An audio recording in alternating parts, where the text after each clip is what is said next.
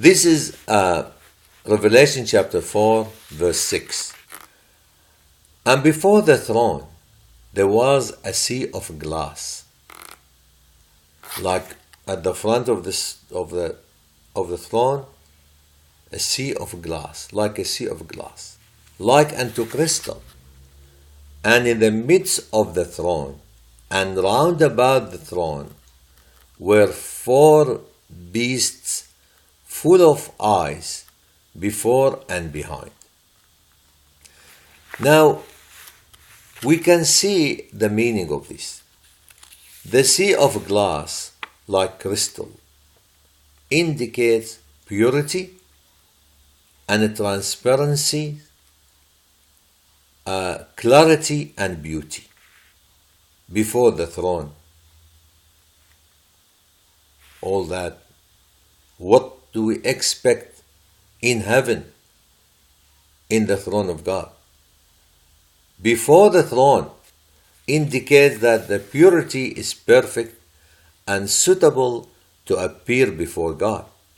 The crystal is compatible with the jasper, which we talked about in other verses.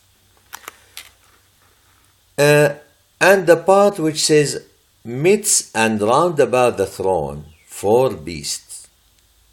Although we should say, or living creatures. They are living creatures guarding the throne, or they have stationed themselves there to provide service to the throne. They are angels. We know the angels are two categories, seraphim and cherubim, with very special duties. They are unique servants, full of eyes before and behind. Means these living creatures, the angels, are very alert and vigilant, ready to fulfill their duties or tasks. Also, the eyes symbolize wisdom and strong observation. The eyes before and behind means they can see in two directions or two dimensions of time, past and future, as well as present. They are four because they are ready to serve for the benefit of humans. That's what they are for. Four is a symbol of full care, full service, four corners of the earth. That's an example. Or four sides of the earth, or four winds, or four empires, four gospels, four horns of the laver. So, four is something which has great significance. Verse 7. And the first beast was like a lion, and the second beast like a calf, and the third beast had a face as a man, and the fourth beast was like a flying eagle. Four different animals. Everyone has his own characteristics, which we all know. The lion is a symbol of power and glory. The walking of the lion was attracted by Solomon, King Solomon. He wrote about how he walked. It's the best walk in everything among all the animals.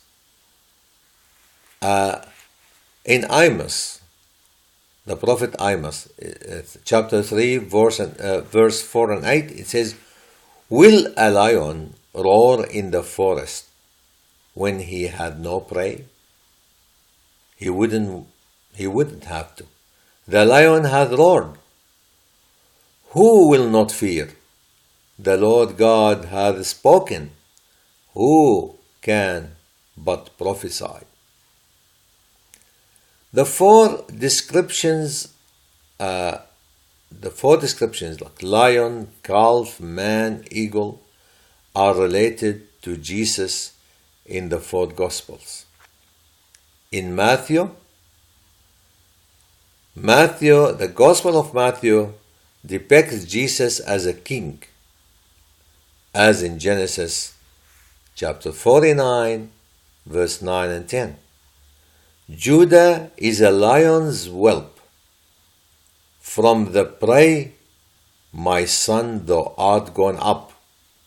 He stooped down. He couched as a lion, and as an old lion. Who shall rouse him up? And in the Gospel of Mark, depict Jesus as a calf, a servant of man, as in Proverbs 14:4, where no oxen are, the crib is clean, but much increase in by the strength of the ox. So in Matthew, Jesus is a king, or depicted as a king, as in the prophecies in Isaiah, etc. And in the Gospel of Mark, he is depicted as a calf, the servant. And in Luke, Jesus is depicted as a man, the Son of Man, wise or full of wisdom and intelligence. And in John, Jesus is depicted as a flying eagle. That means heavenly being. It's a symbol of swift and sharpness of sight. As in Job 39:27-29, doth the eagle mount up at thy command, the command of God, and make her nest on high. She dwelleth, she and abideth on the rock, upon the crack of the rock, and the strong place. From hence she seeketh the prey, and her eyes behold afar off. The eagle can see few kilometers ahead. Thank you.